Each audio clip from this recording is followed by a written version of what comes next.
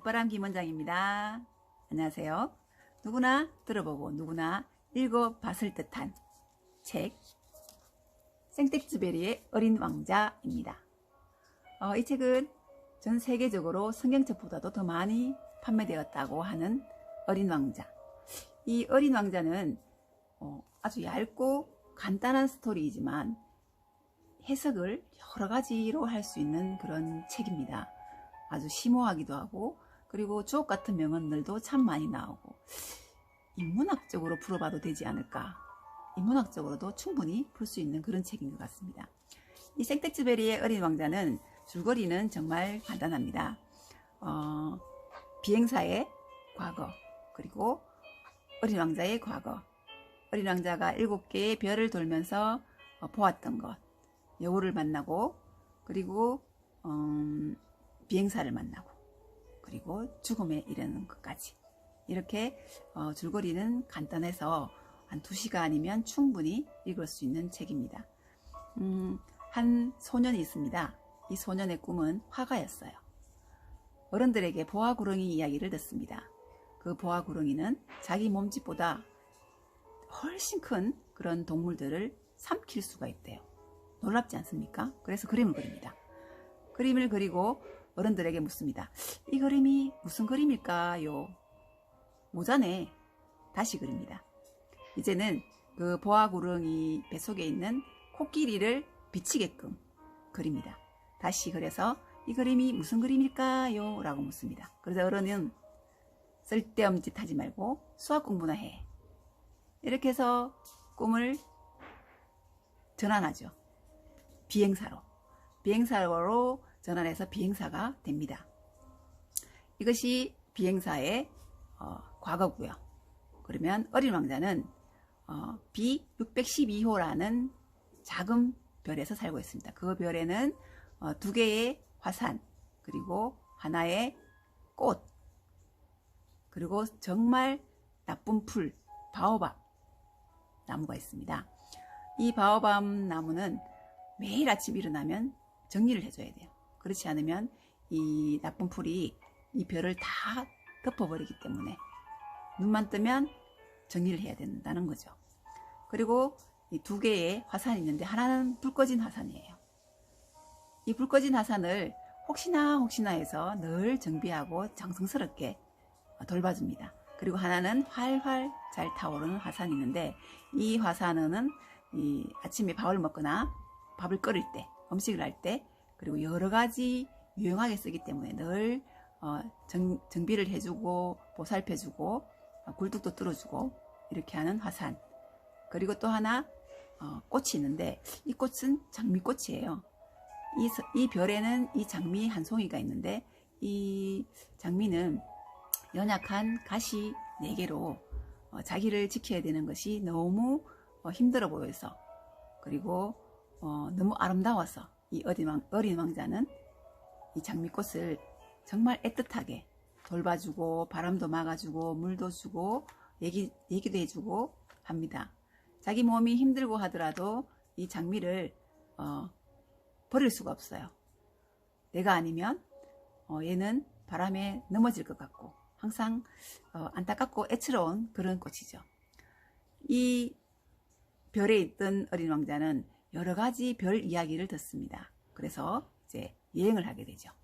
그 여행하는 첫 번째 별에는 어떤 임금님이 사는데, 그 임금님은 권위적이지만 명령만 하는 임금이에요. 하겠노라, 하였노라, 하거라, 이런 명령만 해요. 그래서 두 번째 별로 갑니다. 두 번째 별로 가니까 이 별에는 멋진 신사가 있는데, 이 신사는 칭찬받기를 너무 좋아해요. 그래서 늘 칭찬을 해줘야 됩니다. 박수치고 칭찬하고 박수치고 칭찬하고. 이게 뭡니까? 그래서 또 세 번째 별로 갑니다. 세 번째 별로 가니까 코가 빨간 술꾼이 살고 있어요. 이 술꾼이 술을 계속 먹고 있습니다. 그러면서 괴로워해요.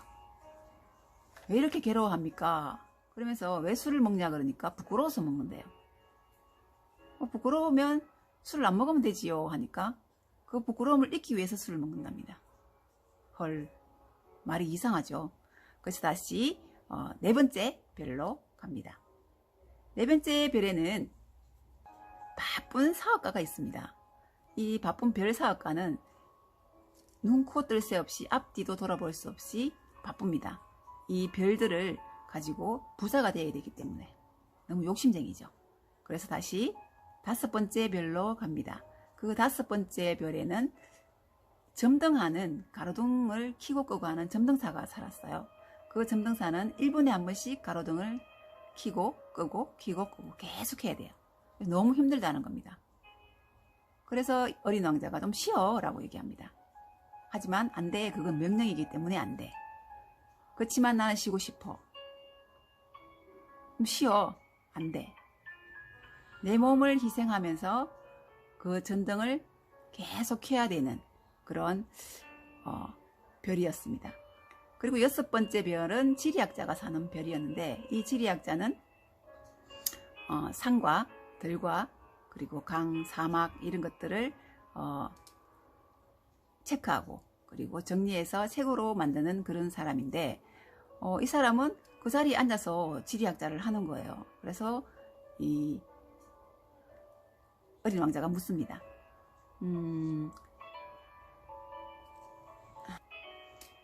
어린 왕자가 이렇게 묻습니다. 가만히 앉아서 어떻게 산과 들, 강을 이렇게 기록할 수 있습니까? 라고 얘기하니까 자기는 탐험가가 아니고 탐험가들이 그것을 탐험하고 오면 증명할 수 있는 그런 것들로 인해서 기록한다라고 얘기합니다. 예를 들어서 그 산이 있다. 그 산이 있으면 그 산에 있는 큰 돌을 하나 가지고 오너라. 이렇게 해서 기록하고. 그래서 산도 변할 수 있잖아요. 이야기하니까 나는 변하는 것은 기록하지 않아. 산이 변할 수 없을 것이고 하기 때문에 기록하지 않는다고 합니다. 이것도 이상하죠. 그렇게 해서 이제 일곱 번째 별인 지구를 가게 되죠. 지구에서 여우를 만납니다. 이 어린 왕자는 친구가 그리웠기 때문에 여우에게 친구가 되어줘 라고 얘기하죠. 하지만 여우는 안 돼. 길들여지지 않으면 친구가 될 수가 없어. 길들여지는 것은 인연을 맺는 것이야 라고 얘기합니다. 길들여지는 것은 인연을 맺는 것이야. 이것도 좀 심오한 말이죠. 여우와는 대화가 상당히 잘 됐어요. 여우도 만나고 지구에서 뱀도 만나고 그리고 네 별에 쓰는 한 송이밖에 없었던 장미를 수만 송이의 장미를 보게 됩니다. 그리고 사막으로 가게 되는데 거기에서 이제 비행사를 만나게 되죠. 비행사에게 어린 왕자가 물을 좀 달라고 합니다. 이 비행사도 물이 얼마 남지 않았지만 어린 왕자에게 물을 주죠. 그렇게 하면서 서로 이야기가 통한다라는 생각을 하면서 1년 동안 운물을 찾아서 그 사막을 찾아다닙니다. 이렇게 1년 정도가 지나고 어느 날 이 어린 왕자가 누군가와 이야기하는 것을 듣게 돼요. 이 비행사가. 그래서 막 달려가 보니까 세상에 맹독성을 가지고 있는 뱀이랑 이야기를 하고 있는 겁니다. 그래서 달려가니까 소리를 치면서 달려갔죠. 달려가니까 뱀은 사라져버리고 없고 어린 왕자가 자기 품으로 툭 떨어집니다. 그러면서 힘이 자꾸 빠지는 거죠. 바로 뱀에게 물렸지 않았을까 생각합니다. 그러면서 하루가 지나고 그 다음날 아침 어린 왕자를 찾았는데 어린 왕자가 보이질 않습니다. 모래로 사라졌을까요? 아니면 자기 별로 다시 돌아갔을까요? 이게 바로 이 어린 왕자의 스토리가 다인 건데요. 그 스토리는 이렇게 짧고 하지만 여기에서 시사하는 여러 가지 생명들, 꽃도 있고 그리고 바보나무도 있고 여우, 여러 가지 뱀도 있고 있는데요. 여기서 꽃은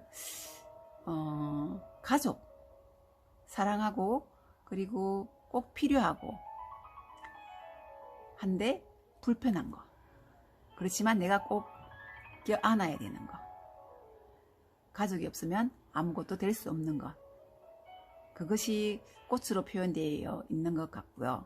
그리고 바오밥 나무는 필요 없는 풀이라고 얘기했습니다. 근데 세상에 필요 없는 풀이 있을까요? 이 필요 없는 세상의 악, 그런 것들을 의미하지 않았을까? 그 악들이 다 차버리면 선이 쓸 자리가 없다. 그래서 그 애초에 그런 악들을 어떻게 자라지 못하게 해야 할 것인가? 교육으로도 할 수 있을 것 같고, 그리고 그 악들의 씨앗을 말릴 수는 없을까요? 그런 뜻도 있는 것 같고, 여우의 길들여짐이라는 것은 누구와 친하게 지내고 싶다, 누구와 친구가 되고 싶다 하면 옆자리에 살짝 앉으라고 얘기합니다. 사실 맞죠? 내가 먼저 다가가야 되는 거죠. 그리고 길들여짐이라는 것은 인연을 맺는 것이다. 인연을 맺는 것은 책임이 따른다 라는 내용인 것 같습니다. 우리가 이 반려견을 키우더라도 그 인연으로 인해서 끝까지 책임질 수 있는 그런 마음가짐을 가지고 반려견을 키워야 되고, 그리고 같이 가족으로 생각하고 살아야 되는 것이 인연이 아닌가 라는 생각을 하게 되고요. 뱀이 나오는데 뱀은 사악하죠. 그 뱀은 죽음, 사람은 누구나 죽는다. 태어나면 죽음을 향해서 달려가는 것이 우리의 삶이다. 죽음을 늘 생각하여라 라는 것 같고, 그리고 모래는 우리 뭐 큰 바위가 세월의 흐름에 인해서 이렇게 깨지고 부셔지고 해서 생긴 것이 모래라고 합니다. 이 모래는 자손들을 상징하는 것도 있고, 그리고 또 엄마 품처럼 모든 것을 품어준다라는 그런 상징도 있습니다. 이 어린 왕자가 모래에 쓰러졌다는 것은 영원히 우리 마음속에 어린 왕자 같은 그런 마음이 있지 않나. 사실은 저도 있습니다. 여러분들도 바빠서 잘 느끼지는 못했을 수도 있지만 아마 내 마음속에 어린 왕자는 있을 것 같습니다. 사람은 자기가 있는 곳에서 자기가 생각하는 대로, 그리고 자기가 원하는 대로 불행할 수도 있고 행복할 수도 있다 라는 이야기가 있습니다. 이 어린 왕자처럼 내 마음이, 그리고 내 심년의 깊은 곳에 항상 어린 왕자 같은 그런 맑고 또 호기심 많은 그런 삶을 살면 지금처럼 이렇게 힘든 코로나 시대에, 코로나 2020년도 조금 더 수월하게 편안하게 넘어가지 않을까. 모든 것을 내가 생각한 대로 이루어지는 거니까요. 이 시기에 나는 조금 쉬어간다. 그리고 조금 더 릴렉스하면서 지나간다 라는 생각. 이 어린 왕자를 보면서 많은 것을 생각하게 하고, 그리고 또 내가 보는 다른 사람들의 시선, 또 여러 가지로 해석하게 되는 그런 계기가 된 책입니다.